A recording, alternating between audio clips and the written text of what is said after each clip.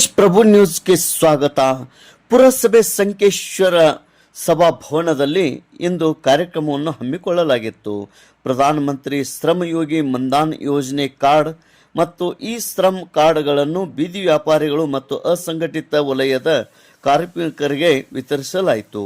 ಕಾರ್ಮಿಕ ಇಲಾಖೆ ಹುಕ್ಕೇರಿಯೊಂದಿಗೆ ಪುರಸಭೆ ಸಂಕೇಶ್ವರದಲ್ಲಿ ಇಂದು ಈ ಕಾರ್ಯಕ್ರಮವನ್ನು ಆಯೋಜನೆ ಮಾಡಲಾಗಿತ್ತು.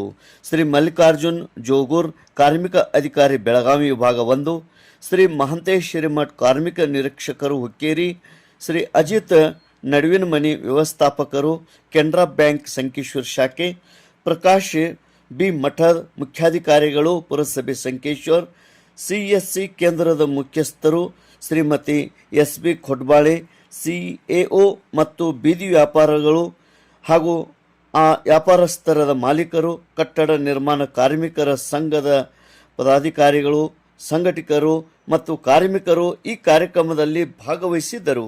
ಫೆಬ್ರವರಿ 17, 18 ಮತ್ತು 19ರಂದು ಪುರಸಭೆ ಸಂಕೇಶ್ವರದಲ್ಲಿ ನಡೆದ ಶಿಬಿರದಲ್ಲಿ ಈ ಸಮಯದಲ್ಲಿ ಒಟ್ಟು 95 ಫಲಾನುಭವಿಗಳು ಹಾಜರಿದ್ದು ಅವರೆಲ್ಲರಿಗೂ ಈ ಕಾರ್ಡ್ಗಳನ್ನು ವಿತರಣೆ ಮಾಡಲಾಯಿತು. ತೇಜ್ ಪ್ರಭು ನ್ಯೂಸ್ ಸಂಕೇಶ್ವರ್.